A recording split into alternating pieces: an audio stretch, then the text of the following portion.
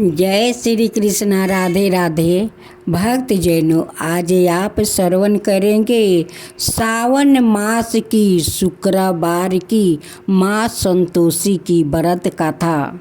माँ संतोषी की कथा सुनने से आपका घर में सुख शांति माँ बनाए रखेगी। जय माँ संतोषी, जय माँ संतोषी। भक्त जनों, अब श्रवण करेंगे संतोषी माता की व्रत कथा। एक बुढ़िया माई थी जिसके 7 बेटे थे। उनमें से 6 कमाते हैं और एक ना कमाने वाला था। वो बुढ़िया माई उन 6 को अच्छी रसोई बनाकर बड़े प्रेम से खिलाती है, पर 7वें को बाचा कुचा जूठन वो खिलाती है, परंतु वो भोला था। आते मन में कुछ भी विचार नहीं करता था। एक दिन वो अपनी पत्नी से बोला, देखो मेरी माता को मुझसे कितना प्रेम करती है। उसने कहा, हाँ, वो जे तुम्हें सभी की जूठन खिलाती है, फिर भी तुम ऐसा कहते हो। चाहे तो तुम समय आने पर देख सकते हो। एक दिन बहुत बड़ा त्योहार आया। बुढ़िया माई ने 7 प्रकार के भोजन और चूरमे के लड्डू बनाई। 7वां लड़का यह बात जांचने के लिए सिर दुखाने का बहाना करके पतला कपड़ा ओढ़ कर रसोई घर में जाकर वो सो गया और देखने लगा। माँ ने उनको बहुत अच्छे आसनों पर बैठाया और 7 प्रकार के भोजन और लड्डू परोसे वो उन्हें बड़े प्रेम से खिला रही थी। जब वो 6 उठ गया तो माँ ने उनकी थालियों से जूठन इकट्ठी की और उनमें एक लड्डू बनाई। फिर वो 7वें लड़के बोली, अरे रोटी खा ले। वो बोला, माँ मैं भोजन नहीं करूँगा, मैं तो परदेश जा रहा हूँ। माँ ने कहा, कल जाता है तो आज ही चला जा। वो घर से निकल गया। चलते समय उसे अपनी पत्नी की याद आई, जो गौशाले में कंधे थाप रही थी। वो बोला, हम परदेश को जा रहे हैं, आगे कुछ काल तुम रहियो संतोष से, धर्म में अपना पालन करियो, रहियो धीर से। इस पर उसकी पत्नी बोली, जाओ पिया आनंद से, हमारी सोच हटाइए, राम भरोसे हम रहे, ईश्वर तुम्हें सहाय। देहू निशानी अपनी देख धरू मैं धीरे, सुधी हमारी ना बिसारियो, राखियो मन गंभीर। इस पर वो लड़का बोला, मेरे पास कुछ नहीं है, ये औंठी है सो ले, और मुझे भी अपनी कोई निशानी दे दे। वो बोली, मेरे पास क्या है, ये गोबर भरे हाथ है। ये कहकर उसने उसकी पीठ पर गोबर भरे हाथ की वो थापा मार दी। वो लड़का चल दिया। चलते समय वो दूर देश में पहुंच गया। वो एक व्यापारी की दुकान पर जाकर बोला, भाई मुझे नौकरी पर रख लो। व्यापारी को नौकर की जरूरत थी। आते बोला, तनख्वाह काम देख कर देंगे, तुम रह जाओ। वो सवेरे 7 बजे से रात की 12 बजे तक नौकरी करने लगा। थोड़े ही दिनों में सारा लेन देन और हिसाब किताब करने लगा। सेठ के 7-8 नौकर चाकर खाने लगे। सेठ ने उसे 2-3 महीने में आधे मुनाफे का हिस्सेदार बना दिया। 12 बरस में वो नामी सेठ बन गया और उसका मालिक उसके भरोसे काम छोड़कर कहीं बाहर चला गया। उधर उसकी औरत को सास और जेठानियां बड़ा कष्ट देने लगी। वो उसे लकड़ी लेने जंगल में भेजती, भूसी की रोटी देती, फूटे नारियल में पानी देती। वो बड़े कष्ट से जीवन वो बिता रही थी। एक दिन जब वो लकड़ी लेने जा रही थी तो रास्ते में उसने कई औरतों को व्रत करते देखा। वो पूछने लगी, बहनों, यह किसका व्रत है, कैसे करते हैं और इससे क्या फल मिलता है?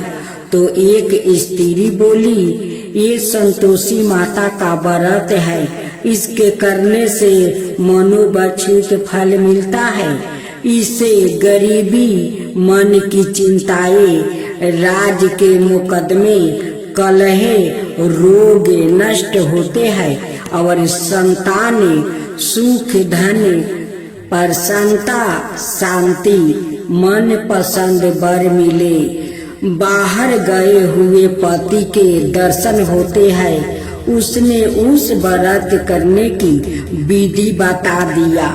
उसने रास्ते में सारी लकड़ियां बेच दी, गुड़ और चना ले लिया।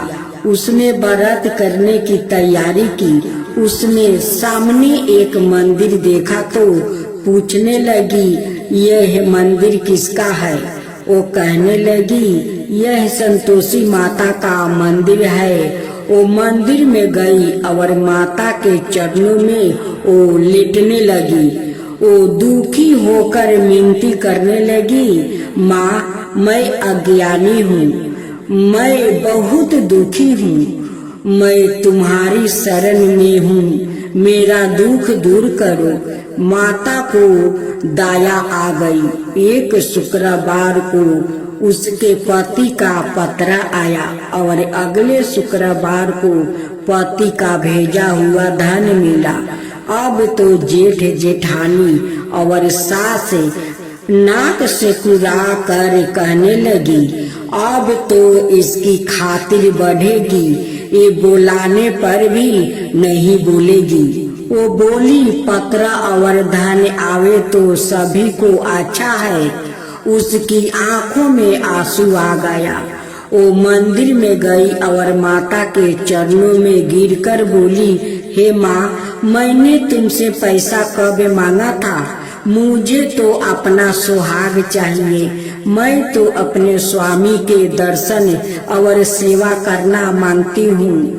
तब माता ने प्रसन्न होकर कहा, जा बेटी, तेरा पति आवेगा। वो बड़ी प्रसन्नता से घर गई और घर का काम काज करने लगी। उधर संतोषी माता ने उसके पति को सपने में घर जाने और पत्नी की याद दिलाई। उसने कहा, माँ, मैं कैसे जाऊं? परदेश की बात है, लेन देन का कोई हिसाब नहीं है। माँ ने कहा, मेरी बात माने, सवेरे नहा धोआ करे, मेरा नाम लेकर घी का दीपक जला कर दंडवत करके दुकान पर बैठ जाना। देखते देखते सारा लेन देन साफ हो जाएगा, धन का ढेर लग जाएगा। सवेरे उसने अपने सपने की बात सभी से कही तो सब दिल लगी उड़ाने लगे। वो कहने लगे कि कहीं सपने में भी सत्य होते हैं। पर एक बुढ़िया ने कहा, भाई, जैसे माता ने बताया है वैसे ही करने में क्या डर है। उसने नहा धोआ कर माता को दंडवत करके घी का दीपक जलाया और दुकान पर जाकर बैठ गया। थोड़ी ही देर में सारे लेन देन साफ हो गया, सारा माल बिक गया और धन का ढेर लग गया। वो प्रसन्न हुआ और घर के लिए गहने और सामान बेगरह खरीदने लगा। वो जल्दी ही घर को रवाना होगा। उधर बेचारी उसकी पत्नी रोज लकड़ियाँ लेने जाती है और रोज संतोषी माता की सेवा करती है। उसने माता से पूछा, हे माँ, यह धूल कैसी उड़ रही है? माता ने कहा, तेरी पति आ रहा है, तू लकड़ियाँ के 3 बोझा बना ले, एक नदी के किनारे रख दे, एक यहाँ रख दे और तीसरा अपने सिर पर रख ले। तेरे पति के दिल में उसे लकड़ियाँ का गूठा को देखकर मोह पैदा होगा। जब वो यहाँ रुक कर नाश्ता पानी करके घर जाएगा तब तू लकड़ियाँ उठाकर घर जाना और चौखट के बीच में गट्ठर डालकर जोर जोर से 3 आवाज लगाना, सासू जी लकड़ियाँ का गूठा लो, भूसी की रोटी दो और नारियल के खोपरे में पानी दो। आज मेहमान कौन आया है? इसने माँ के चरण छुआ और उसके कहे अनुसार सारा कार्य किया। वो तीसरा गूठर लेकर घर गई और चौखट के बीच डालकर कहने लगी, सासू जी लकड़ियाँ का गूठर लो, भूसी की रोटी दो, नारियल के खोपरे में पानी दो। आज मेहमान कौन आया है? यह सुनकर सास बाहर आकर कपट भरे वचनों से उसके दिए हुए कष्टों को भुलाने लगी। बेटी, तेरा पति आया है, आ मीठा भात और भोजन करे और गहने कपड़े पहने। अपनी माँ के ऐसे वचन सुनकर उसका पति बाहर आया और अपनी पत्नी के हाथ में अंगूठी देखकर वो व्याकुल हो उठा। उसने पूछा, यह कौन है? माँ ने कहा, ये तेरी बहू है, आज 12 बरस हो गया, ये दिन भर घूमती फिरती है, काम काज करती नहीं है, तुझे देखकर नखरे करती है। वो बोला, ठीक है, मैंने तुझे और इसे देख लिया है, अब मुझे दूसरे घर की चाबी दे दो, मैं उसमें रहूंगा। माँ ने कहा, ठीक है, जैसी तेरी मर्जी। और उसने चाबियों का गुच्छा पटक दिया। उसने अपना सामान तीसरी घर के भीतर में रख दिया। एक ही दिन में वो राजा के समान ठाट बाट वाले बन गया। इतने में अगले शुक्रवार आया। बहू ने अपने पति से कहा, मुझे संतोषी माता के व्रत का उद्यापन करना है। वो बोला, बहुत अच्छा, खुशी से कर लो। जल्दी ही उद्यापन की तैयारी करने लगी। उसने जेठानी के लड़कों को भोजन के लिए कहा। जेठानी मान लिया। पीछे से जेठानियों ने अपने बच्चों को सिखा दिया, तुम खटाई मांगना जिससे उसका उद्यापन पूरा ना हो। लड़कों ने भोजन कर खटाई मांगी। बहू कहने लगी, भाई खटाई किसी को नहीं दी जाएगी, यह संतोषी माता का प्रसाद है। बच्चों लोग खड़े हो गया और बोला, पैसा लाओ। लेकिन वो भोली कुछ ना समझ सकी, उनका क्या भेद है। उसने पैसे दे दिया और वो इमली की खटाई मांगकर खाने लगा। इस पर संतोषी माता ने उस पर रुष्ट हो गई। राजा के दूत उसके पति को पकड़ कर ले गया। वो बेचारी बड़ी दुखी हुई और रोती हुई माता जी के मंदिर में गई और उनके चरणों में गिरकर कहने लगी, हे माँ, यह क्या किया? हंसा कर अब तुम मुझे क्यों रुलाने लगी? माता बोली, पुत्री, मुझे दुख है कि तुमने अभिमान करके मेरा व्रत तोड़ा है और इतनी जल्दी सब बातें भुला दिया है। वो कहने लगी, माता मेरे कोई अपराध नहीं है, मुझे तो लड़कों ने भूल में डाल दिया, मैंने भूल से ही उन्हें पैसा दे दिया। माँ मुझे क्षमा करो, मैं दोबारा तुम्हारा उद्धापन करूंगी। माता बोली, जा तेरा पति रास्ते में आता हुआ ही मिलेगा। उसे रास्ते में उसका पति मिला। उसके पूछने पर वो बोला, राजा ने मुझे बुलाया था, मैं उसे मिलने गया था। वो फिर घर चले गए। कुछ ही दिन बाद फिर शुक्रवार आया। वो दोबारा पति की आज्ञा से उद्धापन करने लगी। उसने फिर जेठानी के लड़कों को बुलाने गई। जेठानी ने फिर वही बात सिखा दी। लड़के भोजन की बात पर फिर खटाई मांगने लगा। उसने कहा, खटाई कुछ भी नहीं मिलेगी, आना है तो आओ और नहीं आना है तो मत आओ। यह कहकर वो ब्राह्मणों के लड़कों को लाकर भोजन कराने लगी। यथाशक्ति उसने उन्हें दक्षिणा दी। संतोषी माता उस पर बड़ी प्रसन्न हुई। माता की कृपा से 90 मास में उसके एक चंद्रमा के समान सुंदर पुत्र हुआ। अपने पुत्र को लेकर वो रोजाना मंदिर जाने लगी। एक दिन संतोषी माता ने सोची कि यह रोज यहाँ आती है, आज मैं इसके घर चली जाऊं, इसका संसार देखूं।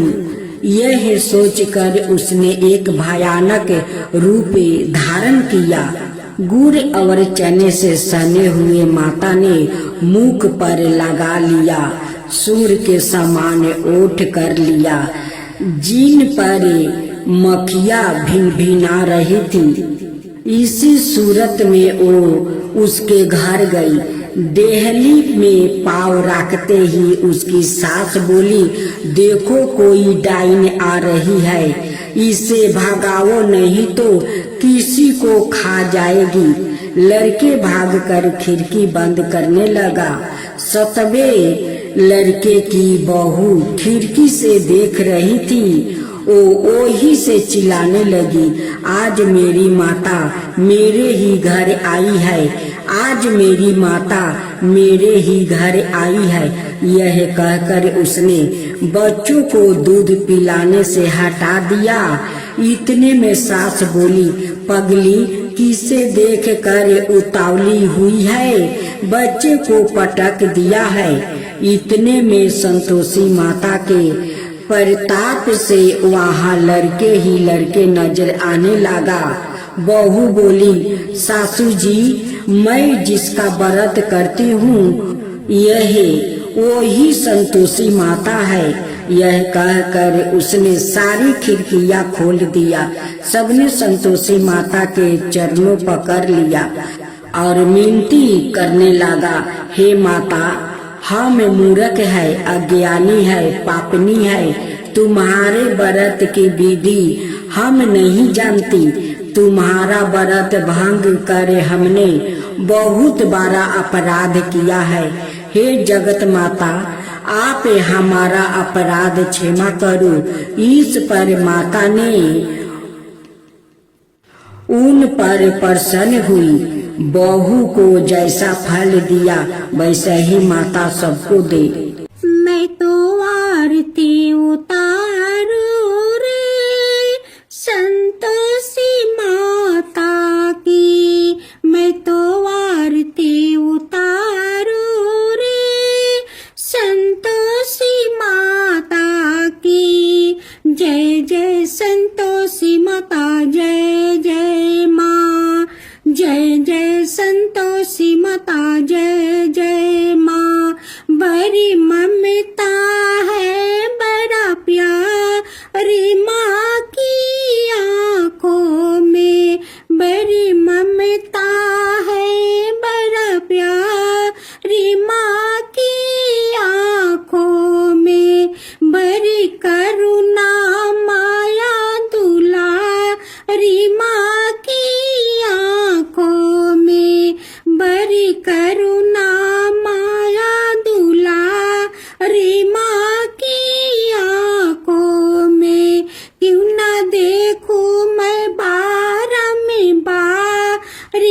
माँ की आँखों में क्यों ना देखूं मैं बारंबार, माँ की आँखों में दिखे हर घड़ी, दिखे हर घड़ी नया चमत्कार, माँ की आँखों में देखे हर घड़ी नया चमत्कार, माँ की आँखों में नित्र करो झूम झूम, झूम झुमा झूम झूम बाकी निहारो रे, बाकी निहारो रे, मैं तो आरती, मैं तो आरती उतारो रे, संतोषी माता की मैं तो आरती उतारू रे,